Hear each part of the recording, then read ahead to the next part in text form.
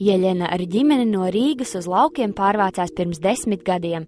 Atskatoties uz nodzīvoto dzīvi uz pilsētas akmeņiem un šo pasakai līdzīgo dzīves ritējumu, sieviete aizvien skaidrāk apzinās, ka viņa ir īstajā vietā. Rēzeknes pusē pie Rāznes ezera ir viņu valstība, rudo kumeļu pauguri. Mūsu saimniecība nodarbojās ar zirgu audzēšanu. Mums ir 9 vietējās govis un buļļi, mums ir 27 zirgi. Saimniecību papildina kazas, vērši, govis, zirgi, cūkas un citi dzīvnieki, kas nu jau kļuvuši par populāriem turistu apskates objektiem. Pietiekams ienākums dod lauku turismus. Pie mums brauc bērni ekskursijās, kuri iepazīstās ar zirgiem. Mums ir arī ponija. Piedāvājam arī ekskursijas, lai apskatītu apkārtni. Tāpat apmācām jāšanas mākslā. Man vispār ļoti patīk tas, ar ko mēs nodarbojamies.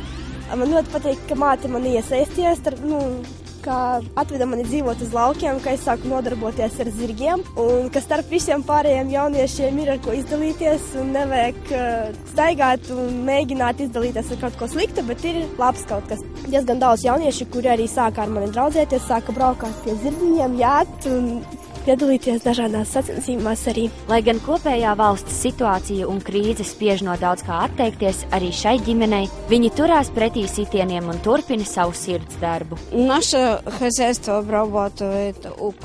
saimniecība apstrādā aptuveni 20 hektārus savu zemi un vēl 50 hektāru nomāju.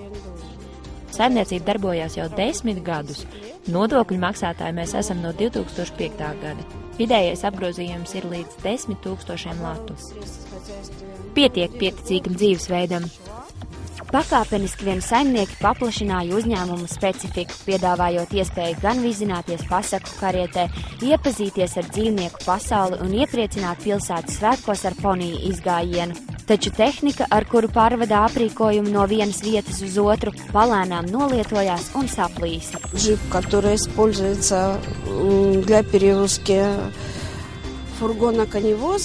Džips, kuru izmantojam furgonu vilkšanai, ir pietiekami vecs, 90. gada ražojums. Zirgus pārvadāt kļūst bīstami, var iekļūt avārijā. Lai iegādātos jaunu transportu, ģimenei tādas liekas naudas nav, taču Jeļena nolēma vērsties pēc palīdzības Latvijas Krājbankā pie speciālistiem. Viņi cer, ka banka aizdos viņu vajadzībām 3000 latu. Kā noskaidrojām bankā, tik tiešām saviem sapņiem, uzsāktajam biznesam vai plānotajai uzņēmēju darbībai nesot jāatmet ar roku tikai tāpēc, ka šobrīd grūti aizņemties naudu. Savēju atbalsta programma ir izveidots projekts, lai lauka novadots varētu palīdzēt cilvēkiem attīstīt uzņēmēju darbību, un tas notiek sadarbībā ar pašvaldībām. Pašvaldība ir izveidojusi nodibinājumu kopā ar visām 25 no Rēzeknes novada pagasta pārvaldēm. Viņi ir gatavi dot garantijas kredītiem, lai savā novadā attīstītu uzņēmēju darbību. Un šī garantija ir 30% apmērā, un banka līdz ar to var piedāvāt aizņēmējiem labākus nosacījumus kredītiem. Savādāk varbūt cilvēki vispār šos kredītus nevarētu saņemt. Savējo atbalsta programma paredzēta kāda ieplānota mikro uzņēmuma dibināšanai vai uzņēmēju darbības paplašināšanai. Var atvērt frizētavu, iegādāties tehniku, jebko, kas veicina uzņēmēju darbību novadā.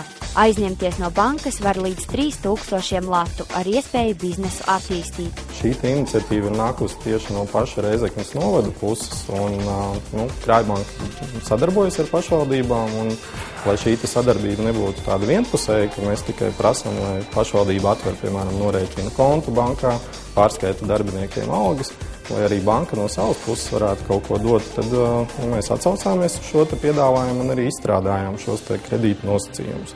Saņemt aizdevumu var ik viens, kuram ir ideja un plāns, kā uzņēmēju darbību attīstīt. To var saņemt gan uzņēmumi, gan privāta personas. Protams, ja privāta persona vēlas saņemt šādu finansējumu, tad viņiem, sākot kaut kādu uzņēmēju darbību, ir jāreģistrējas kā pašnodarbinātai personai. Lai cilvēks varētu pretendēt uz šo pašvaldības atbalstu un bankas finansējumu šī projekta ietvaros, tad viņam ir jāvērš savā pagasta padomē, kur konceptuāli izskata, vai šī iecerē ir dzīvotspējīga un iedars varbūt pagasta kopējā tādā ekonomikas attīstības plānā. Pagaidām visaktīvāk interesi par vērienīgo projektu, ar kuru iespējams uzlabot ne tikai novada, bet arī valsts kopējo ekonomisko situāciju, izrādījis Latgales reģions. Mēs plānojam to piedāvāt arī pa visu Latviju. Un arī sarunas jau ir bijušas ar atsevišķām pašvaldībām, un tā interese ir ļoti liela. No sapņiem nav jāatsakās, uzsver kredīt speciālists. Priekš manis zirgs jau laikam ir dzīves galvenais un dzīves jēga. Bez zirgiem jau...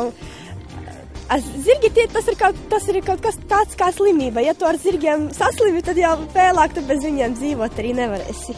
Visticamāk, neliela naudas grūtību dēļ lauku turisms Rāznas Nacionālā parka teritorijā blakus Rāznas ezeram neapstāsies, un Latvijā arī turpmāk ar savu paradīzes skaistumu iepriecinās rudo kumeļu pauguri. Saiva Luste, Andris Damburs, Tautas balss.